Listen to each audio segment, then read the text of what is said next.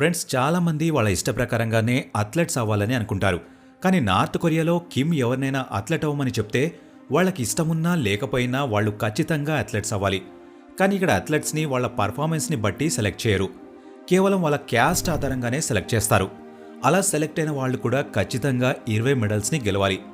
వాటిలో ఖచ్చితంగా 5 gold medals ఉండాలి. నార్త్ కొరియాలో కొన్ని రకాల పాటలు వింటేనే వాళ్ళకి మరణశిక్ష విధిస్తారు. అలాంటిది గోల్డ్ మెడల్స్ కొట్టని అథ్లెట్స్ పరిస్థితి ఎంత దారుణంగా ఉంటుందో ఒక్కసారి ఆలోచించండి. ఇంత భయంకరమైన పరిస్థితులున్న వాళ్ళు అక్కడి నుంచి పారిపోవడానికి ఎందుకు ప్రయత్నించరని మీలో చాలామంది ఆలోచిస్తూ ఉండొచ్చు. నిజానికి వాళ్ళు పారిపోవడానికి అవకాశం కూడా దొరకదు. కిమ్ వీళ్ళని ఆటగాళ్లగా కాకుండా ఆట బొమ్మలుగా భావిస్తాడు. ఒలింపిక్స్ని ఆటలులాగా కాకుండా పాలిటిక్స్గా భావిస్తాడు. ఈ పాలిటిక్స్ వల్లనే సౌత్ కొరియా ఒలింపిక్స్ని కండక్ట్ చేస్తున్నప్పుడు అక్కడ ఒలింపిక్స్ క్యాన్సిల్ అయ్యేలా చేయడం కోసం నార్త్ కొరియా అక్కడ బాంబ్ బ్లాస్ట్ చేసింది. ఫ్రెండ్స్, ఈ వీడియోలో నార్త్ కొరియా ఒలింపిక్స్లో ఎలా ఆడుతుంది, వాళ్ళ అథ్లెట్స్ పడుతున్న కష్టాలేంటి, ఇలాంటి ఎన్నో విషయాలు క్లియర్గా చెప్తాను. వీడియోని ఎక్కడా స్కిప్ చేయకుండా ఎండ్ వరకు చూడండి. ఫ్రెండ్స్, అక్కడ సెలక్షన్ ప్రాసెస్ కూడా చాలా విచిత్రంగా ఉంటుంది. అసలు వాళ్ళకి అథ్లెట్ అవ్వాలని ఉందా లేదా అని కూడా ఆలోచించరు. కిమ్ చెప్పాడంటే వాళ్ళు ఖచ్చితంగా అథ్లెట్ అవ్వాలి. నార్త్ కొరియాలో స్కూల్స్లో జరిగే స్పోర్ట్స్ ఈవెంట్స్లో ఇంకా నేషనల్గా జరిగే కొన్ని స్పోర్ట్స్ ఈవెంట్స్లో బాగా పర్ఫామ్ చేసిన వాళ్ళని కిమ్ కానీ లేదా అతని కింద పనిచేసే కొంతమంది వ్యక్తులు కానీ సెలెక్ట్ చేస్తారు. వాళ్ళందరూ వాళ్ళ కుటుంబాలను వదిలేసి ట్రైనింగ్కి వెళ్ళాలి. కానీ ఇక్కడ ఇంకొక చిక్కు ఉంది. ఇలా సెలెక్ట్ చేసిన వాళ్లలో లోవర్ క్యాస్ట్ వాళ్ళుంటే వాళ్ళని తీసేస్తారు. ఒకవేళ వాళ్ళు తక్కువ కులం వాళ్ళైతే పర్ఫార్మెన్స్ ఎంత బాగున్నా కానీ వాళ్ళకి అస్సలు అవకాశం దొరకదు. ఎక్కువ కులం వాళ్ళైతే వాళ్ళకి ఇష్టమున్నా లేకపోయినా కానీ అథ్లెట్స్ అవ్వాలి. ట్రైనింగ్లో సెలెక్ట్ అయిన వాళ్ళని డైరెక్ట్గా ట్రైనింగ్ క్యాంప్స్కి పంపిస్తారు. ఇక్కడ వాళ్ళకి ఫిజికల్ ట్రైనింగ్ ఇవ్వడంతో పాటు మానసికంగా బ్రెయిన్ వాష్ చేస్తారు. ఆ ట్రైనింగ్ గురించి నార్త్ కొరియా నుంచి పారిపోయి బయటపడిన లీజీ యంగ్ ఎన్నో విషయాలు చెప్పాడు. యంగ్ ఒక ఇంటర్వ్యూలో మాట్లాడుతూ ఈ క్యాంప్స్లో అథ్లెట్స్కి బ్రెయిన్ వాష్ చేస్తారని చెప్పాడు. అలానే ఇది ఒక మంచి అవకాశమని, గోల్డ్ మెడల్ సాధిస్తే వాళ్ళకి మంచి సన్మానం జరుగుతుంది. అందుకనే ప్రతి ఒక్కరూ కాంపిటీషన్లో గెలవాలని అనుకుంటారు. ఇంటర్నేషనల్ గేమ్స్లోకి ఎంటర్ అయ్యే ముందు వాళ్ళకి చాలా కఠినమైన ట్రైనింగ్ ఇస్తారు. వాళ్ళకి కిమ్ గురించి గొప్పగా చెప్పే విధంగా ట్రైనింగ్ ఇస్తారు. వాళ్లలో ఎవరైనా కిమ్ గురించి గొప్పగా చెప్పడంలో తడబడితే వాళ్ళని అస్సలు ఇంటర్నేషనల్ గేమ్స్కి పంపించరు. అలానే ఇతర దేశాలకు వెళ్లి పారిపోవడానికి ప్రయత్నిస్తారని డౌట్ వచ్చిన ప్రతి ఒక్కరిని ఇంటర్నేషనల్ గేమ్స్ని ఆడకుండా నిషేధిస్తారు. అలానే వేరే దేశాల వ్యక్తులతో మాట్లాడడానికి ట్రై చేసినా వాళ్లను కూడా తీసేస్తారు. అందుకనే మీరు ఒక విషయాన్ని గమనించినట్లయితే నార్త్ కొరియా వాళ్ళు గెలిచినా కానీ లేదా ఓడిపోయినా కానీ మీడియాతో అస్సలు మాట్లాడరు. ఒకవేళ మాట్లాడినా కూడా ముందుగానే ప్రిపేర్ అయినట్టు నార్త్ కొరియా అధ్యక్షుడు కిమ్ గురించి గొప్పగా చెప్తారు. ముందు చెప్పినట్టుగానే వీళ్ళని ఈ విధంగా బ్రెయిన్ వాష్ చేస్తారు. ఒకవేళ వీళ్ళు ఓడిపోతే వీళ్ళ పరిస్థితి ఏంటి? ఇంటర్నేషనల్ గేమ్స్లో ఇన్ని మెడల్స్ రావాలని కిమ్ ముందుగానే టార్గెట్ని ఫిక్స్ చేస్తాడు.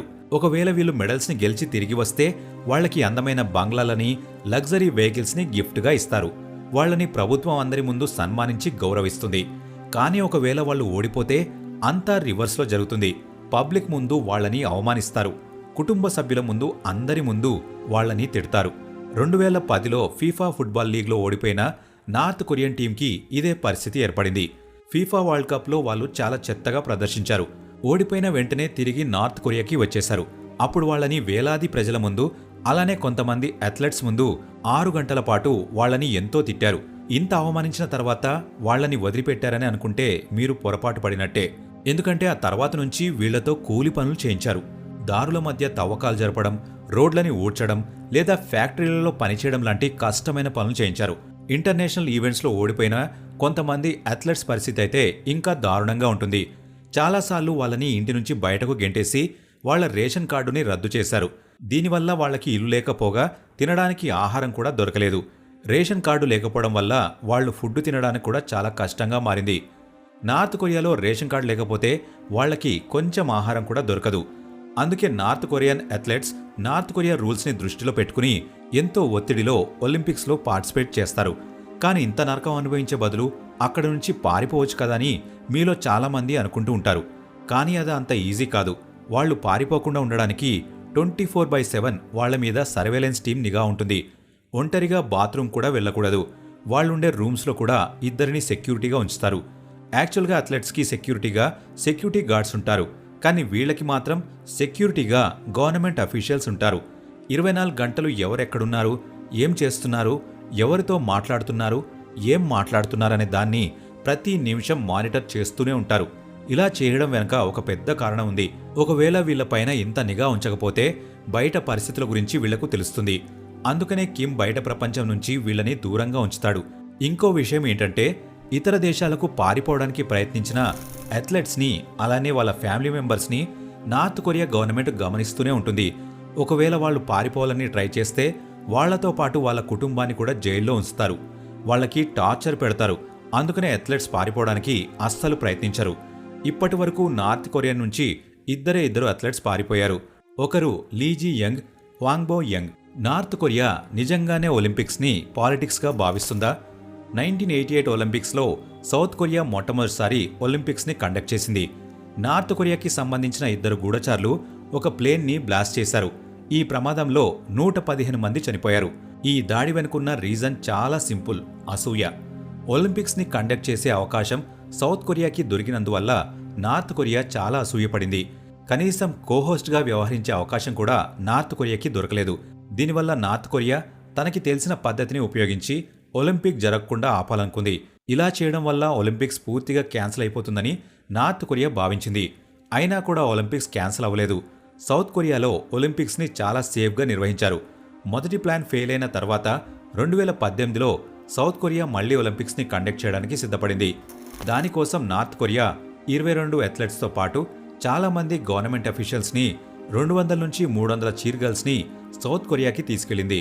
ఇలా చీర్ గర్ల్స్ని పంపించడం వల్ల లాభం ఏంటని మీరు ఆలోచిస్తూ ఉండవచ్చు. యాక్చువల్గా నార్త్ కొరియా సౌత్ కొరియా కంటే గొప్పదని ఈ ప్రపంచానికి నిరూపించాలనుకుంది. అందుకోసమే చీర్ గర్ల్స్ని పంపించింది. వాళ్లు కేకలు వేస్తున్నప్పుడు ప్రపంచమంతా వాళ్ళ వైపే చూస్తూ ఉన్నారు. ఇప్పుడు కూడా 2018లో ఒలింపిక్స్లో జరిగిన హైలైట్ ఇన్సిడెంట్ ఏంటి అంటే ఈ ఆర్మీ బ్యూటీస్ అనే చెప్తారు. దీనివల్ల ఒలింపిక్స్ జరిగింది సౌత్ కొరియాలోనే అయినా ప్రతి ఒక్కరూ 2018లో నార్త్ కొరియా చీర్ గర్ల్స్ గురించి మాట్లాడుకున్నారు. మరోవైపు నార్త్ కొరియా ఆగకుండా న్యూక్లియర్ టెస్టులు చేస్తుంది.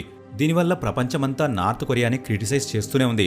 కానీ ప్రతి ఒక్కరూ ఆ విషయం గురించి మర్చిపోయి చీర్ గర్ల్స్ గురించి మాట్లాడుకున్నారు. ఈ విధంగా నార్త్ కొరియా అందరి దృష్టిని చీర్ గర్ల్స్ వైపు పంపించింది. అలా టాపిక్స్ని డైవర్ట్ చేయడం కిమ్కి కొత్తేమీ కాదు. కానీ ఆ నార్త్ కొరియా ఆర్మీ బ్యూటీస్ ఎవరో ఎవరికీ తెలియదు. వాళ్ళని బలవంతంగా కిమ్ సౌత్ కొరియాకి చీర్ గర్ల్స్గా పంపించాడు. వీళ్ల పరిస్థితి కూడా అథ్లెట్స్ పరిస్థితి లాగానే ఉంటుంది. వీళ్లు కూడా బయట వ్యక్తులతో అస్సలు మాట్లాడకూడదు. అలానే వాళ్ళు నార్త్ కొరియాకి తిరిగి వెళ్లిన తర్వాత అక్కడ జరిగిన విషయాలు కూడా ఎవరితో చెప్పకూడదు. వీళ్లకు కూడా పర్ఫార్మెన్స్కి సేమ్ రూల్ అప్లై అవుతుంది. వీళ్ల పర్ఫార్మెన్స్ బాగా ఉంటే వీళ్లకు కూడా మంచి మంచి గిఫ్ట్స్ దొరుకుతాయి. కానీ వీళ్ల పర్ఫార్మెన్స్ బాగా లేకపోతే వీళ్లను కూడా అవమానిస్తారు, కూలీ పనులు కూడా చేయిస్తారు. 2020 టోక్యో ఒలింపిక్స్లో అయితే నార్త్ కొరియా అసలు పార్టిసిపేట్ చేయలేదు. దీనికి కారణం ఏంటి అని ప్రశ్నించినప్పుడు కరోనా వైరస్ని కారణంగా చూపించారు. నార్త్ కొరియాలో ఆ టైంలో అసలు ఒక్క కరోనా కేసు కూడా లేదు. ఒలింపిక్స్లో పార్టిసిపేట్ చేస్తే కరోనా వైరస్ సోకుతుందని భావించి కిమ్ నిరాకరించాడు. దీనివల్ల ఒలింపిక్స్ అఫీషియల్స్ నార్త్ కొరియాని 2022 చైనా ఒలింపిక్స్లో కూడా పార్టిసిపేట్ అవ్వకుండా బ్యాన్ చేశారు. ఇప్పుడైతే నార్త్ కొరియా ఒలింపిక్స్లో డెమోక్రటిక్ పీపుల్స్ రిపబ్లిక్ ఆఫ్ కొరియాగా పార్టిసిపేట్ చేస్తుంది. ఈ వీడియో ఇంతే ఫ్రెండ్స్. ఈ వీడియో మీకు నచ్చినట్లయితే లైక్ చేయండి. ఇలాంటి మరెన్నో వీడియోస్ కోసం ఇప్పుడే మన ఛానల్ని సబ్స్క్రైబ్ చేసుకోండి.